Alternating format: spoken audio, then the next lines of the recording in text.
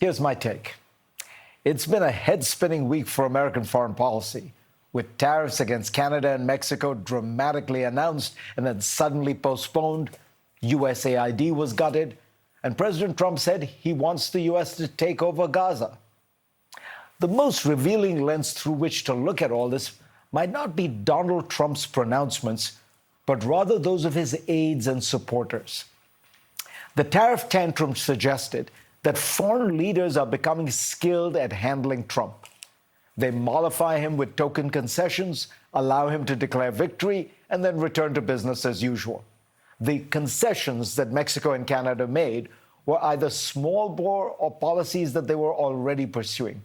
Mexico agreed to send thousands of troops to the border at the Biden administration's request, and are now doing the same for Trump. In the case of Canada, Trump's own statement notes that Canada was agreeing to implement its border plan, much of which had been announced over a month ago. Some conservative commentators pointed out the obvious. In the words of a Wall Street Journal editorial, Trump blinks. The Fox anchor Laura Ingraham implied that the president caved to huge negative reaction from markets, saying, "I'm not too impressed about the concessions from Canada." Canadian media reactions were similar. Canada's CTV News published an article with the headline, "Canada takes a stand and Donald Trump blinks." The country's satirical show, 22 Minutes, has a Donald Trump look-alike declaring victory.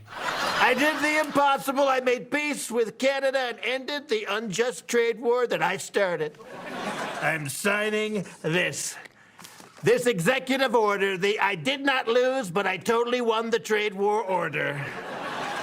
Of course, from J.D. Vance to Mike Johnson, Republicans fell over themselves to praise the stunning negotiating powers of President Trump. The Trump effect is in full force, Johnson posted. At this rate of achievement, wrote Elon Musk, not only should President Donald Trump be on Mount Rushmore, I want to personally work the chisel. With the abrupt dismantling of USAID, Trump's supporters scrambled to adjust. Secretary of State Marco Rubio quickly blasted the agency, saying it was out of control and unresponsive. This was the same agency that he had repeatedly posted in favor of over the years, written about in his book with pride and admiration, and recently recommended funding increases to President Biden. The pattern is now familiar and was followed after Trump's Gaza announcement. Those who had long supported Trump's determination to end America's military interventions cheered when he announced he would take over Gaza, send in troops if necessary, displace 2 million Palestinians to neighboring countries, and stay in Gaza for long-term ownership. Kayleigh McEnany responded with this on Fox News. President Trump is playing four-dimensional chess. You all are playing checkers. Later that day, Trump officials began walking back key aspects of the president's plan, as did Trump himself. If you don't understand all this, you haven't played four-dimensional chess. Donald Trump's White House is now a court, and his courtiers scurry around, aware that the mercurial monarch might change his mind at any time. TikTok is terrible can suddenly become TikTok is great, and they need to pivot quickly. It reminds one of the court of Henry VIII, the monarch who went from being the greatest defender of the Catholic Church to a vicious opponent because he wanted a divorce that the Pope would not sanction. One man who refused to play the game, Sir Thomas More, had his head chopped off. The reason Trump forces aides and supporters to say things that they know are false is to enforce a regime in which loyalty is paramount, overriding facts, overriding your long-held convictions. Now, this might seem like an amusing spectacle, but there is a real cost. In the case of USAID, it will translate into death and despair for millions of the poorest people on the planet. On trade, it remains a mystery as to why Trump singled out Canada. In the 2024 fiscal year, less than 10% of migrant encounters happened at the Canadian border, and just 0.2% of fentanyl seizures occurred there. America runs a smaller trade deficit with Canada than with China or Vietnam. In fact, if you put aside Canadian crude oil, the U.S. sells more to Canada than it buys from it. But the effect is clear. For Canada, the U.S. is turning into an undependable ally, and it will try to lessen its reliance on America and search for new markets and friends, from Britain to China. The largest effect, though, is on American democracy. The scholar Francis Fukuyama has noted that the history of modern government has been a steady movement away from patrimonial rule, the rule of a single strongman to benefit his family and friends, towards rule by institutions and rules and norms. He notes that in the United States now, we are seeing the return to patrimonial rule, as citizens freely debating laws are replaced by supplicants begging the king to favor their interests. Joining me now to talk about Trump, America, and the world is Richard Haass. He is the President Emeritus at the Council on Foreign Relations and a senior counselor at Centerview Partners. So, Richard, let's start with Gaza. You know that region very well. What do you think? You know, there are a lot of people who say, well, this is out-of-the-box thinking. Maybe it stirs things up. What do you think Trump's proposal on Gaza has done on the ground?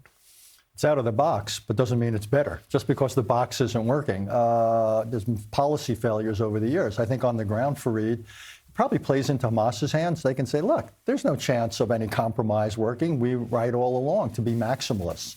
For the Israeli right, this is, what, a gift from heaven. This is manna from heaven. Their whole policy is to deny Palestinian nationalism. Transfer of people out of Gaza is, for them, the perfect precedent. Because what they really want is transfer of 3 million more Palestinians out of the West Bank, or what they call Judea and Samaria. Plus, it shows, Fareed, even more worrisome, if things get violent enough, it creates conditions which some will then point to and say, we therefore need to transfer. What does that do? It incentivizes the dynamic on the West Bank to become more and more violent. So Palestinians will get more radical, Israeli settlers and defense forces will get more combative. This is not a good dynamic. So it encourages the radicals on both sides. Absolutely, absolutely. And what do you think Trump was thinking? You've talked to him. What's going on? My own sense is he comes from a world of deals, and you can always sprinkle in new incentives. Oh, if this doesn't work, what about this? What about that? What I think he's missing from the world of real estate is this is not something that can be easily bought off.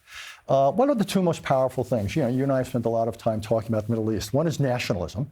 Virtually everyone in the Middle East coming out of World War II wanted a state of their own. Zionism was getting a state of their own for the Jews. Palestinians and the Kurds have been denied it. This denies it and kills off the chance. Second of all, it reinforces humiliation. And what did we learn around 9/11 and other times? Humiliation is a dangerously powerful human motivator. So I think this is actually not only going to buy things off, but rather it's going to inflame the situation. Right. You can't tell a Palestinian family, I'll build you a nicer house in Egypt. What they want is their own country. 100%. Man cannot live by bread alone. The idea that there's going to be a financial sop put forward that's going to assuage the desire for a country of their own is simply preposterous. What else are you noticing in this? It's been 3 weeks. Sure. The fight with Canada, the fight with Mexico. Is there what's the broader implication? One is being a friend buys you nothing. It's almost like everyone's equal. In some ways, it's worse to be a friend because you have more connections that can then be leveraged. We can threaten your security dependence. We can threaten our trade or investment. The other thing that I notice as someone who's worked for multiple presidents is the lack of anything resembling a serious policymaking process. There ought not to be surprises. You never want to send a president out there to propose something and someone says, well, hold it, did you think about this? And say, take the Gaza thing again. What about the cost? What about troops? What about Palestinian reactions? And you can see it was unthought through because he himself walked back half of that within 24 hours. Yeah. That's what a policy process is meant to do, to anticipate how's everyone going to react, what's the context, what are the implementation concerns. It may be what seems to be a good idea, but then when you really put it under a microscope, not so good. And that's what we're seeing does not exist in the Trump administration on tariffs. We saw it. You put them on, you take them off. We see it now with Gaza. There's a haphazard quality to this, and a shifting number of players, special envoys here and there. This is not a process that is sustainable. Now, you talked about the allies feeling there's no point, there's no advantage to being an ally, maybe even a cost. What can they do? Is there a realistic, I mean, what's going to happen? What I think allies are going to start doing, it'll be gradual, is diversify their portfolios. A country like South Korea is going to have a much more serious debate about nuclear weapons of their own. Other countries are going to say, like Colombia, we don't really want to have 4/5 of our economy dependent on access to the United States. Maybe we dial it down. Maybe, by the way, we bring in China.